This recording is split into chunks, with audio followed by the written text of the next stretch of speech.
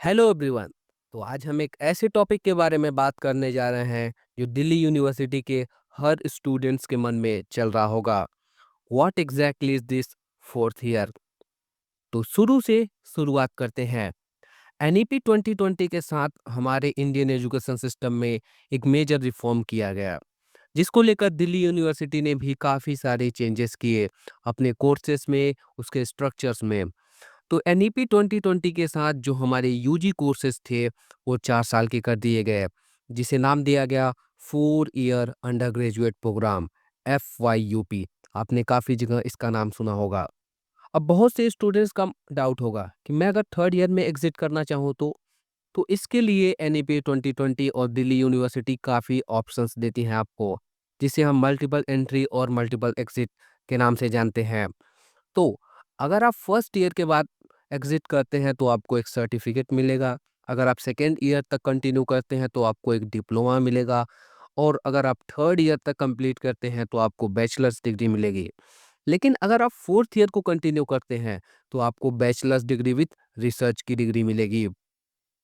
अब अब इसमें हम कहीं से एंट्री भी कर सकते हैं। इसका क्या मतलब है? अगर हम सेकेंड ईयर के बाद एग्ज़िट कर लेते हैं और मेरा मन कर रहा है मैं 2 साल बाद आके फिर अपनी स्टडी को कंटिन्यू करूँ, तो हम थर्ड ईयर से ही स्टार्ट कर सकते हैं। अब ये चीज़ें मैनेज कैसे होती हैं? तो इसी के लिए बनाया गया है ABC, academic bank of credits, जिसमें आप अकाउंट्स बनाते हैं। और ये अकाउंट क्या करता है? ये अकाउंट आपके सब्जेक्ट, आपके कोर्सेज़ को एज़ अ क्रेडिट स्टोर करता है। हम क्रेडिट सिस्टम के बारे में भी बात करेंगे आगे आने वाली वीडियोज़ में। तो ये जो कोर्सेज़ हैं, जो सब्जेक्ट आपने पढ़े हैं, उसको क्रेडिट की तरह स्टोर करता है। और जब आप कभी एग्ज़िट करते हैं या एंट्री करते हैं दोबारा, तो उसमें आपकी मदद करता है। अब फोर्थ ईयर बाय डिफ़ॉल्ट हमारे स्ट्रक्चर में दिया गया है। तो फोर्थ ईयर एक कंटिन्यूएशन है, जैसे कि आप सेकंड ईयर के बाद थर्ड ईयर में जाते हैं। अगर आप एग्ज़िट करना चाहते हैं थर्ड ईयर के बाद तो आपको एक एग्ज़िट फॉर्म फिल करना होगा, जिसकी जो अभी तक की लास्ट डेट है वो है 15th ऑफ अगस्त। तो अगर आप एग्ज़िट करना चाहते हैं तो आप 15 अगस्त से पहले एग्ज़िट फॉर्म फिल कर सकते हैं। वैसे इसकी डेट एक्सटेंड करी जाएगी। क्या स्पेशल है फोर्थ ईयर के बारे में? उसके बारे में हम बात करते हैं। तो फोर्थ ईयर जो है वो हमारा थ्योरेटिकल के साथ प्रैक्टिकल नॉलेज पे बात करता है, जहाँ पे हमें प्रोजेक्ट्स, डिसर्टेशन, रिसर्च वर्क और एंटरप्रेन्योरशिप जैसे कुछ एक्स्ट्रा चीज़ें मिलती हैं, जो कि हमारे करिकुलम से हटकर हमें और चीज़ों को जॉब रेडी या फिर इंडस्ट्री रेडी बनाने के लिए हेल्प करती हैं। अगर आप मास्टर्स करना चाहते हैं, आगे स्टडी कंटिन्यू करना चाहते हैं, तो आप रिसर्च या प्रोजेक्ट वर्क के साथ जा सकते हैं। अगर आप एंटरप्रेन्योरशिप में इंटरेस्टेड हैं तो आप उसको परस्यू कर सकते हैं।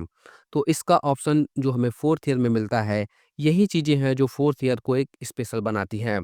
अब जो यहाँ पे स्टूडेंट्स का कैटेगरी बनाया गया है वो 2 चीज़ों में कैटेगराइज़ किया गया है। पहले हैं ऑनर्स कोर्सेज़ और दूसरे हैं प्रोग्राम कोर्सेज़।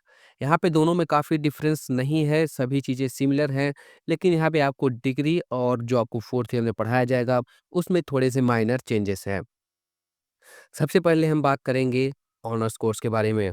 तो ऑनर्स कोर्स को जो हमारा डिसर्टेशन, एकेडमिक प्रोजेक्ट और एंटरप्रेन्योरशिप है वो कंपल्सरी है। अगर इन चीज़ों को पूरा करते हैं तो उन्हें मिलेगी बैचलर्स ऑफ फील्ड, जिस भी वो फील्ड में है उसके साथ रिसर्च, एकेडमिक प्रोजेक्ट या एंटरप्रेन्योरशिप की डिग्री। वहीं पे अब अगर हम बात करें कैटेगरी नंबर 2 की, जो कि हैं प्रोग्राम कोर्सेज़, वहाँ पे भी ये सारे ऑप्शन अवेलेबल हैं। लेकिन उनको एक अल्टरनेटिव ऑप्शन दिया गया है। क्या अल्टरनेटिव ऑप्शन है? जहाँ पे आपको एक एक्स्ट्रा डीएससी और एक एसईसी पढ़ाया जाएगा। जो हमारे डिसर्टेशन, एकेडमिक प्रोजेक्ट या एंटरप्रेन्योरशिप हैं वो 6 क्रेडिट के हैं। 6 क्रेडिट 7 सेमेस्टर में, 6 क्रेडिट 8 सेमेस्टर में। तो इन दोनों को मिलाकर आपके 12 क्रेडिट हो जाएँगे 2 सेमेस्टर में। तो इसी चीज़ को फुलफ़िल करने के लिए यहाँ पे एक अ, एडिशनल अल्टरनेटिव दिया गया है प्रोग्राम कोर्सेज़ के स्टूडेंट के लिए। ये ऑनर्स कोर्सेज़ के लिए एप्लीकेबल नहीं है। ये प्रोग्राम कोर्सेज़ के लिए दिया गया है, जहाँ पे उनको एक एक्स्ट्रा डीएससी और एक एसईसी पढ़ाया जाएगा।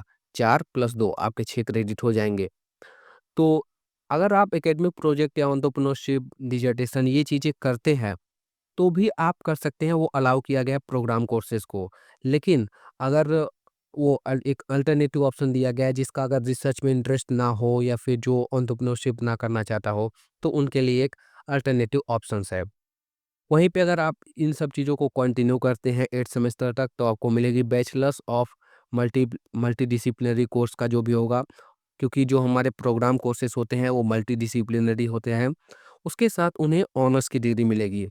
अब जो हमारे ऑनर्स के बच्चे हैं उनको मिलेगा ऑनर्स विथ रिसर्च, जो प्रोग्राम कोर्स के बच्चे हैं उनको मिलेगा ऑनर्स की डिग्री। तो अब एक बड़ा क्वेश्चन आता है कि क्या हमें 4th ईयर करना चाहिए या फिर नहीं? तो 4th ईयर करने के लिए या फिर ना करने के लिए आपको बहुत सारी चीज़ों को एनालाइज़ करना पड़ेगा कि क्या हमारे लिए सही है या नहीं सही है। बहुत सारे स्टूडेंट्स होंगे जो कि अपना पीजी दे चुके होंगे, तो वो ज़ाहिर-सी बात है कि वो पीजी अपना करेंगे। जिन्होंने पीजी नहीं दिया है उनके लिए एक चॉइस करना कि मुझे 4th ईयर करना चाहिए या मास्टर, तो उन्हीं के लिए हम ये अपनी वीडियोज़ की सीरीज़ ला रहे हैं ताकि उनको हेल्प मिल सके, वो समझ सके कि क्या-क्या ऑप्शंस हैं हमारे पास। जो भी हमने सोर्सेस यूज़ किए हैं, उन सब का लिंक आपको डिस्क्रिप्शन में मिल जाएगा, आप उसको वेरीफ़ाई भी कर सकते हैं। तो हम अगले एपिसोड में बात करेंगे कि डिसर्टेशन, एकेडमिक प्रोजेक्ट या फिर एंटरप्रेन्योरशिप क्या है, इसके बारे में, इसका इवैल्यूएशन कैसे होगा, कैसे इसमें मार्क्स मिलेंगे, क्या चीज़ें होंगी, इस सारी चीज़ों के बारे में हम बात करेंगे। तो मिलते हैं अगले वीडियो में। तब तक के लिए थैंक्स फॉर वॉचिंग।